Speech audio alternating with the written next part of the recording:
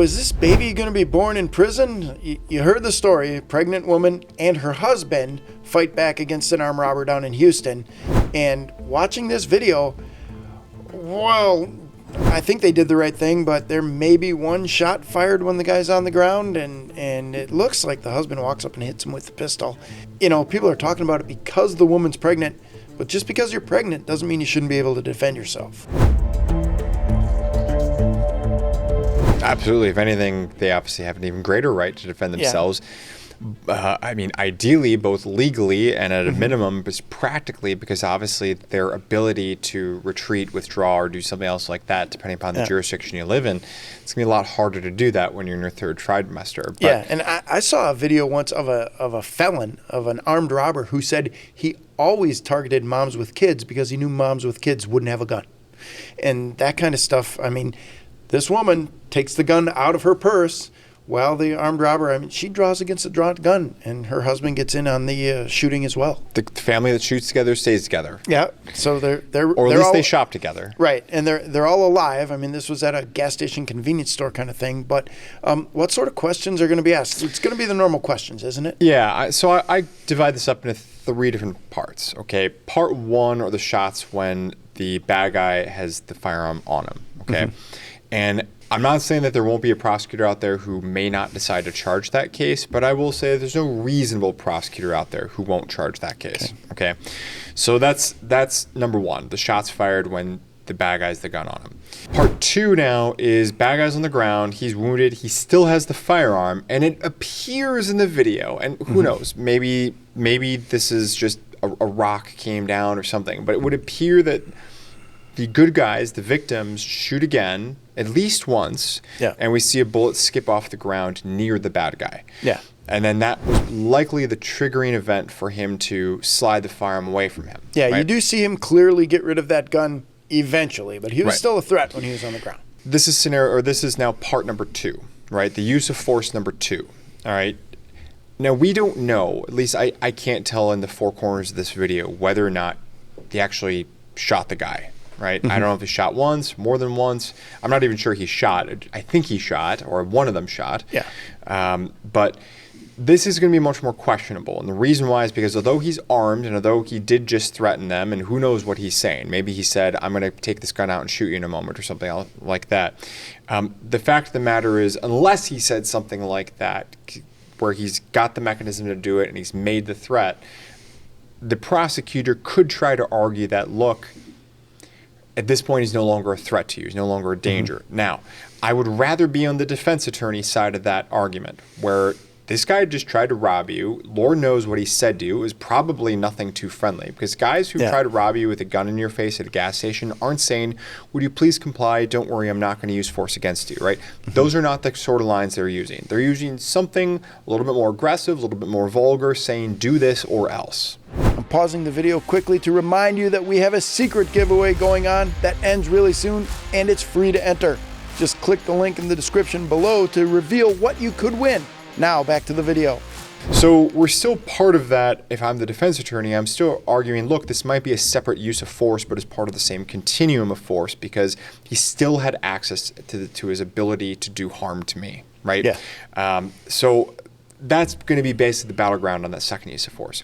The third use of force is when the husband, after the bad guy slides the firearm away, the husband goes up and looks like hits him in the face or hits him in the head. So the arguments here from the prosecutor are going to be, look, there's nothing to justify that he's disarmed. You saw him disarmed. That's the whole reason why you left your position to go retrieve that particular firearm. The arguments from the defense attorney are going to be, look, number 1, I didn't use deadly force. I used non-deadly force. And number 2, how do I know he doesn't have another weapon or anything like that? Right.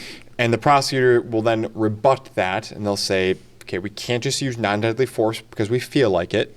We can only use reasonable non-deadly force or reasonable deadly force as the situation allows. So we've got a wounded guy that's on the ground. We saw him collapse. He seems to be disarmed, or at least until we see another weapon and he's back to a threat status, then okay, we probably shouldn't be hitting him to the face.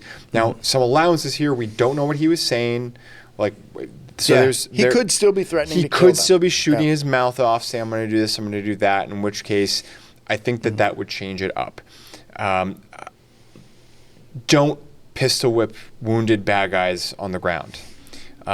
It may be A cathartic. fair assessment. It may be cathartic. If you get nothing else from this video, don't pistol whip wounded bad guys on the ground, right? I mean, if they're an ongoing threat to you, okay, but just keep in mind, you're going to have to be able to make that argument in court if the prosecutor wants to push the envelope against you. And when I see that video, at the end of that video, I don't see a real reason to go try to retrieve that gun at that point. The husband got kind of close. I mean, if the bad guy wasn't injured as badly as they thought, they could end up in a ground fight for that gun again. You know, he grabs him around the ankles, and the good guy goes down, and now he's fighting for the gun on the ground. Position of tactical advantage, wait for the cops to come. All the information that we've gotten on this story is that the victims of the robbery, the good guys in this instant, did the right things. They called the cops. They held them at gunpoint till the cops got there. They made statements. The cops recovered their guns and the guns at the scene. So all of that stuff happened correctly. And the bad guy, apparently, at the point, the information we have now is he didn't die, but he was in serious condition in the hospital. So the shooting was accurate, and it stopped the threat. And really, that's all I can ask for. It's all I can ask for, but, you know, I completely agree. If there may have been a way to retrieve that weapon, keeping in mind that obviously we couldn't see what was happening off screen. Right. So for all we know, there's like a 5-year-old, you know, wandering nearby or something like that. But I didn't like it for the exact reason you just pointed out, which is it brought him, the way he chose to go to retrieve the weapon and take control of the weapon was needlessly close to the bad guy on the ground, number one. And number two, he lost target isolation. Right? Yeah. Because he basically put himself on the same angle that his wife with the gun, who's holding her firearm on the guy on the ground, and he basically just went downrange from her. Yep. I mean, at a minimum, I would want them to shift so that she's 90 degrees back to wall, then he goes out, right? I mean, he breaks the 180, he's now in front of the firearm, but at least he's 90 degrees to the right as opposed to being from the appearances directly downrange from that where firearm. she's pointing her gun and at her stress level and things are going on. Yeah. We've talked about this before. Crime is getting crazy. It always has been crazy, but I hate to see somebody pulling a gun out and pointing it at a pregnant woman. I mean, I don't like any kind of crime, but that to me was just especially egregious. Particularly egregious. I'm glad that the good guys made it, and I hope that the prosecutor uses discretion and people learn their lesson. Yeah, absolutely. Thanks again for your insight, Tom. Always great to talk to you. Thanks, Kevin. Congratulations for making it all the way to the end of the video. Now we got the guessing game again. How many rounds are in this cup? If you get it right, we're going to choose one name at random and post it on the screen. You're going to be internet famous for guessing how many bullets are in this cup. Before you go, you just missed one of our best videos that got over 500,000 views. Click right here to watch it now.